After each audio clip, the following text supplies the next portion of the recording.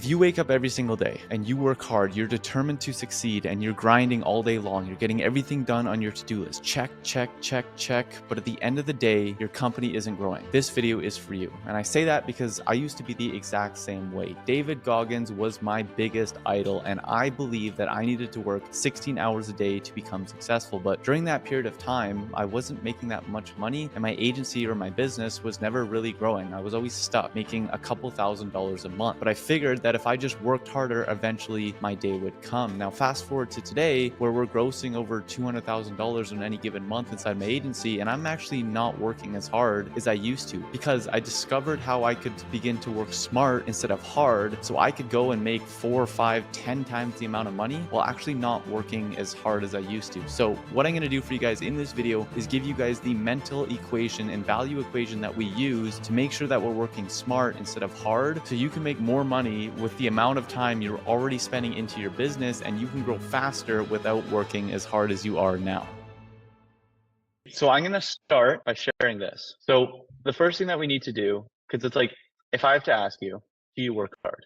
Your answer is going to be yes, correct? Yeah. Okay, good. That's step one, right?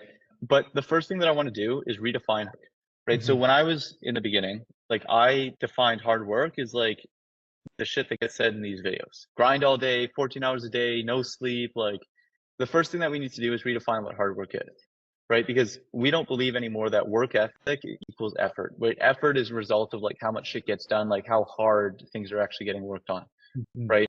The proper equation that we're using is work ethic times time invested times mental allocation equals your actual effort, right? Because with this, like, the biggest levers that we've ever pulled, game-changing things that made up a ton of money, like, you know, packed our calendars, like all the big wins that have, a lot of it's ideas that I came up with like while on a run, or like while golfing, or in the shower, or just like not working, right? Yeah. But if like we have 18 different things on our plate, we don't actually have time to do this for each one of them. And as a result, we just stay in this trap of just like working all day, every single day, and it's like we're not growing that much, right? And here's the famous thing that everybody in our company is switching to. It's not about how hard you work, but how hard the project gets worked on. Right? Like, if you want to see results, it's not about how hard you work, but how hard the project gets worked on.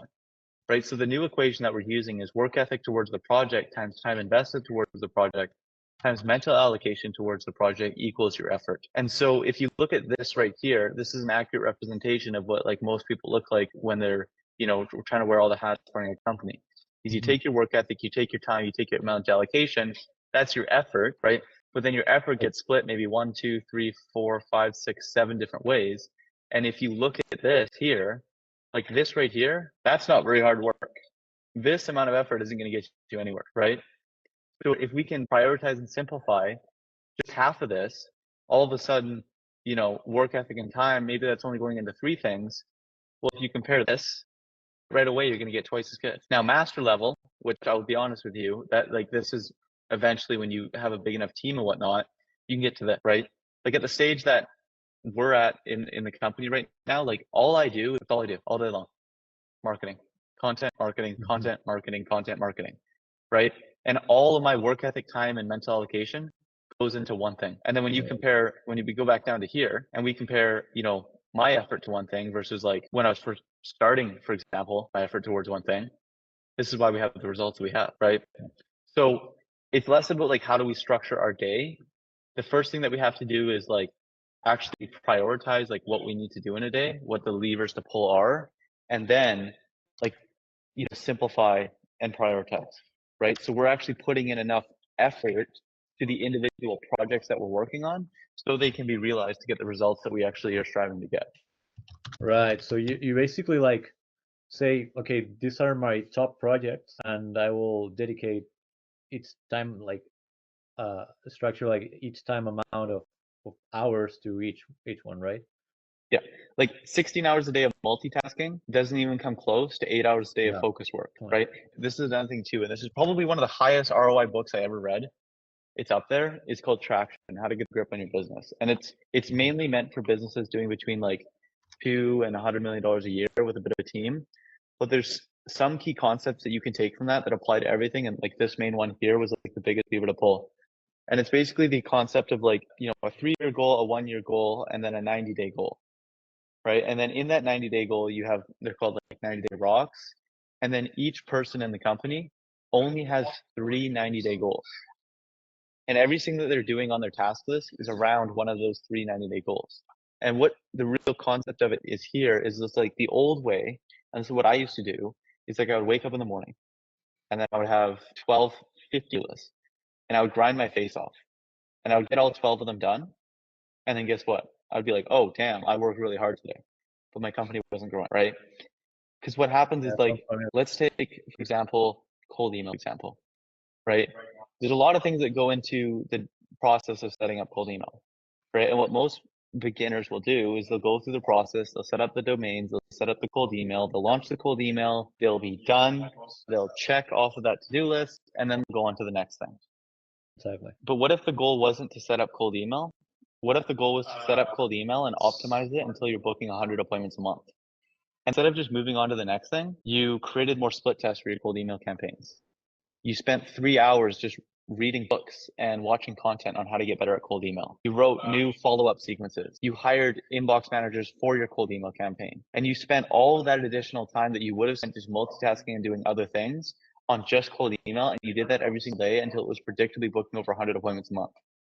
You would have a packed calendar and never be broke again, right? Yeah, exactly. And so it's identifying it, no matter what stage we're at in the company, like what those 2 to 4 highest leverage that we're doing are, setting them as like the goal for the month. We can just do monthly if we're, because we're going to be a lot faster pace in the beginning. And then like just spending every single day working on one of these 2 to 4 things until not it hasn't been done, but actually the goal has been hit before we move on, Right. How do you right? go about it, like when something just comes up? Like, for example, yeah, I now had the priority of setting up all the cool stuff, like really learning how to go about it.